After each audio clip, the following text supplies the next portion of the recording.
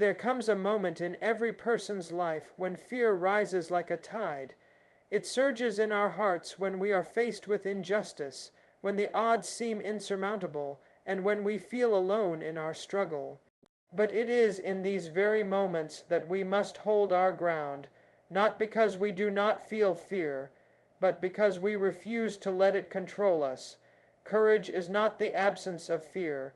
It is the strength to act in spite of it. Every step taken toward justice, toward truth, toward freedom has been taken by those who were afraid, but who chose not to show it. When you show fear, you give power to those who seek to silence you. When you stand tall, even if your voice trembles, you remind the world that dignity cannot be stolen. We are not born brave. We become brave by facing the storms of life and refusing to bow before them. Those who appear powerful will test your resolve. They will look for weakness in your eyes, but you must meet them with calm, with clarity, and with unshakable purpose. Your silence can be powerful. Your steady gaze can speak louder than words. They must never see you broken. Every time you refuse to be intimidated, you light a path for others to follow. Fear is contagious, but so is courage. When you show strength, you give others permission to be strong. You turn fear into defiance and defiance into action. So walk with purpose, speak with conviction, and never show fear in front of anyone, not because you are never afraid, but because you have decided that something greater than fear is worth standing for. Fear is one of the most fundamental human emotions. It arises naturally in response to danger, uncertainty, or the unknown. Everyone experiences fear, whether it is fear of failure, fear of pain, fear of judgment, or fear of loss.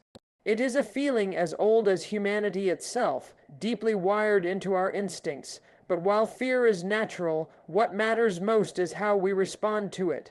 Do we let it rule us, or do we acknowledge it and rise above it? In moments of challenge, fear often whispers that we are not enough, that we should stay silent, back down, or run away. It tempts us to shrink ourselves, to hide from the world, and to avoid risk. But when we allow fear to show in our words, our actions, or our presence, we give it more power than it deserves. More importantly, we give power to those who wish to see us intimidated, defeated, or uncertain. In the face of oppression, injustice, or adversity, fear becomes a tool others use to control us. They watch for signs of hesitation, for moments of weakness. That is why it is essential never to show fear outwardly, even when we may feel it burning inside. To master fear is not to pretend it doesn't exist, nor is it to deny our feelings. It is to carry on with purpose in spite of them. It is to speak even when your voice shakes, to stand tall when your knees want to give in, to look someone in the eye when everything in you wants to turn away. This kind of quiet inner strength is what unsettles those who rely on fear to dominate others. When we do not show fear, we show that we cannot be broken easily. We send a message, not only to our opponents, but also to ourselves, that we are stronger than the moment we're in. There is a certain power in holding steady when the world expects you to fall. That composure does not just protect your own dignity, it inspires others to find their own strength. People who hide their fear with calm determination become a source of courage for everyone watching. They remind us that fear may visit, but it does not have to stay. It may rise within us, but it does not have to rise above us. Never showing fear does not mean you are fearless. It means you are brave. It means you have made a choice to not give fear the satisfaction of your surrender. It means standing in your truth, knowing who you are, and deciding that your purpose, your values, and your future are worth far more than the comfort of giving in. That is where real strength lies, not in never feeling fear, but in never letting it define you. Courage is often misunderstood. Many people believe it means the absence of fear, as if the brave are somehow immune to doubt, hesitation, or anxiety. But this belief is not only false, it's dangerous.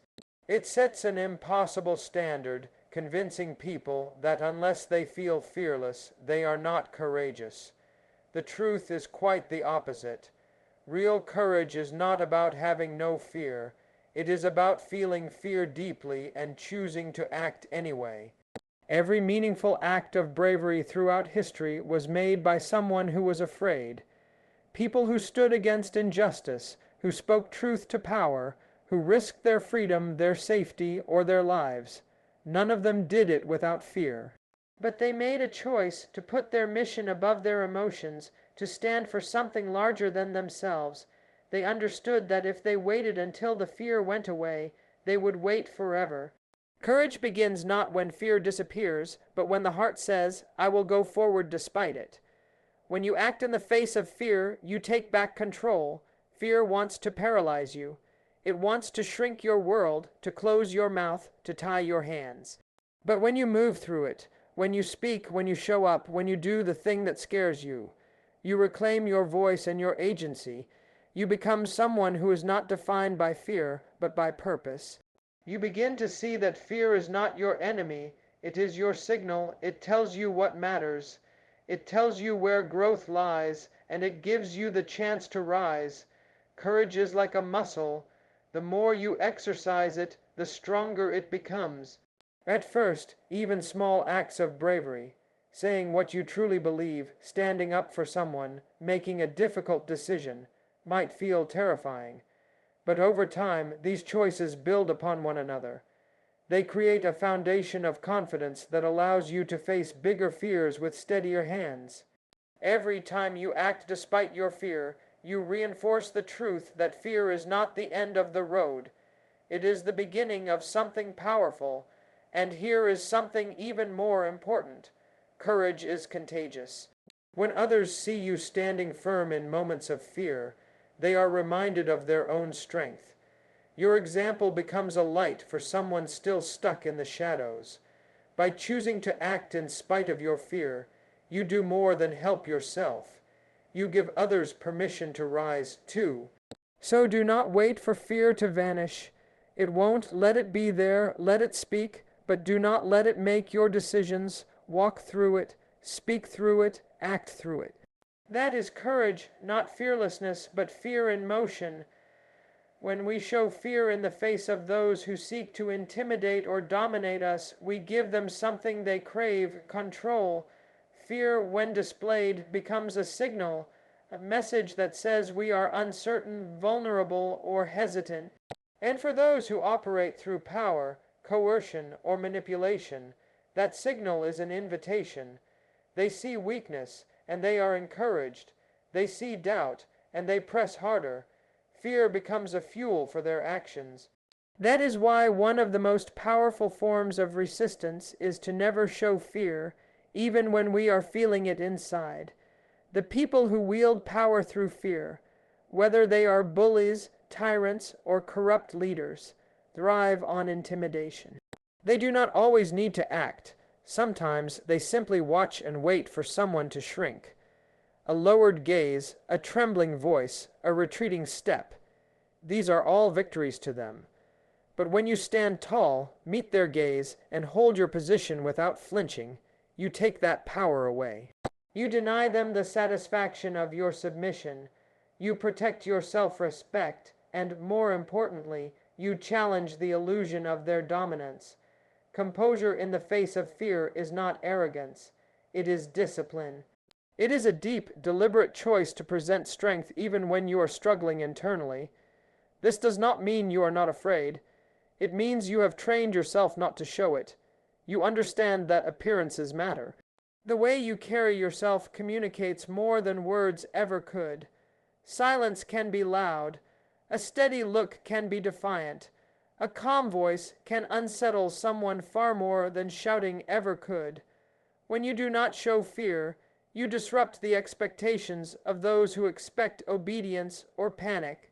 You become unpredictable, and unpredictability is power. It means they cannot read you, cannot control you, cannot easily push you around. That alone makes many back down. Strength, especially when quiet and controlled, can break the momentum of those who lead through threats. It forces them to question their own influence, but the power of not showing fear doesn't just affect those who oppose you, it also strengthens you from within. Each time you resist the urge to react with visible fear, you build a stronger sense of self. You begin to trust in your own resilience. You realize that fear, when hidden and managed, begins to fade. You no longer become a prisoner to it. Instead, you are someone who leads with calm, who chooses how to respond, and who never lets anyone else define your inner state. Ultimately, when you refuse to show fear, you become more than just someone resisting pressure.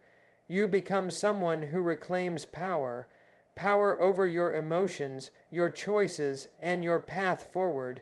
You show others, and yourself, that fear does not decide who you are or how far you'll go. And to those who wish to use fear as a weapon, your strength becomes their defeat. Bravery is not something a person is simply born with. It is not a trait handed down like eye, color, or height. Bravery is built, crafted, shaped, and strengthened through experience, especially in moments of hardship. It is in the face of adversity that true courage begins to take form. Each time we encounter difficulty, each time we are tested, we are given a choice to run or to rise. And with each decision to rise, even slightly, we grow stronger. Life constantly presents us with moments that challenge our sense of safety, comfort, or certainty. These moments come in many forms: public humiliation, unfair treatment, rejection, loss, or threats to our dignity and beliefs. At first, we may tremble, we may feel overwhelmed, and that is natural. But adversity, as harsh as it may feel, is not always the enemy. It is the fire that tempers steel. It reveals who we are and forces us to become more than we were before. The first time you stand up for yourself, your voice might shake. Your legs might feel weak. But the next time it will be a little easier. The third time your voice will carry more weight. The fourth, you will feel rooted in the ground. This is how bravery is built, not through sudden, dramatic acts of fearlessness, but through quiet, steady resistance to fear, repeated over time. Every moment in which you decide not to retreat, every situation in which you choose integrity over comfort, adds a layer to your strength. This doesn't mean that bravery becomes easy. It means you become better prepared. With each act of courage, you learn more about your own capacity to endure. You begin to realize that pain can be survived, that fear can be confronted, that standing your ground does not mean you will fall. It often means you will rise taller, more confident in your ability to handle whatever comes next. And the growth is not only internal. Others begin to notice your consistency, your quiet determination, your refusal to bow. These things leave a mark. People begin to trust your presence. They feel steadier because you are steady. You become someone who inspires, not because you set out to be heroic, but because your courage becomes visible in how you live, how you speak, and how you face trials. Adversity is a hard teacher, but it is a fair one. It never gives more than we can ultimately carry, though it may not feel that way at the time. When we stop avoiding it and instead see it as a forge for our character, we begin to understand what it means to be truly brave. Bravery, then, is not about never falling. It is about getting up again and again, stronger each time. It is choosing to face the storm not because you are unafraid, but because you have learned that fear cannot define you unless you let it. Courage is not a solitary force. It is deeply influential and profoundly contagious. When you show strength in the face of fear, you are not only affecting your own path, you are impacting the people around you in ways that you may never fully see or understand. One act of bravery can echo across hearts, lighting a fire in others who may have been too afraid to act. Your courage becomes a signal, a beacon for others who are quietly battling their own fears, doubts, and insecurities. We often think of leadership as something that comes with titles or positions, but real leadership begins with example. When people witness someone standing firm, speaking truthfully, or facing injustice without flinching, it challenges their assumptions. It disrupts the idea that fear must always win. In that moment, your behavior gives others permission to believe that they, too, might have the strength to resist, to speak up, to show up. You become proof that it's possible to endure, to rise, and to hold your dignity under pressure. In times of uncertainty or threat, people look to those around them for cues. They search for signs: who is panicking, who is steady, who is running, and who is standing tall. If you meet adversity with calmness and resolve, you set a tone. Your body language, your expression, your words, all become tools that shape the emotional landscape of everyone watching. Your quiet strength can settle the nerves of a room. Your conviction can shift the direction of a conversation. Your refusal to retreat can alter the course of a movement. What's most powerful is that courage does not need to be loud. You don't have to give speeches or lead crowds to influence others. Sometimes it's the small acts that matter most. Refusing to laugh at a cruel joke, defending someone who can't defend themselves, walking away from something unethical, or telling the truth when silence would be safer. These seemingly minor decisions, when witnessed by others, create ripple effects. They reinforce the idea that strength doesn't always roar, it often whispers, and those whispers can be louder than fear. Your courage also becomes a mirror. When people see you act despite your fear, they reflect on their own capacity to do the same. They remember times they stayed silent and begin to wonder if they could choose differently next time. Your actions plant seeds in the hearts of others, seeds of strength, integrity, and hope. These seeds may grow slowly, but they endure. And perhaps most importantly, the more you inspire others, the more you strengthen your own courage. Knowing that your behavior influences those around you deepens your sense of responsibility and purpose. You no longer act bravely just for yourself. You do it because you understand that your strength can unlock the strength of many. In this way, courage becomes a shared force, one that builds communities, movements, and lasting change. One person's bravery becomes the foundation for another's, and through this chain of influence, fear loses its grip, and something far greater takes its place. There comes a point in life when you must decide what matters more, your fear or your purpose. Fear is loud, it demands attention, it warns you of danger, real or imagined, and begs you to choose safety over struggle, silence over truth, comfort over conviction. But there are things in this world more important than comfort. There are moments when you must choose to rise, even when everything inside you says to retreat. These are the moments when you find out who you truly are. When you stand for something greater than fear, whether it's justice, freedom, love, or dignity, you begin to understand that courage is not about being invincible. It's about being faithful to what you believe, even when the cost is high. There will always be a reason to stay quiet, to stay low, to avoid the fight. But there is always a greater reason to rise. Your beliefs, your values, your future. These things deserve to be defended. They are worth the discomfort of fear.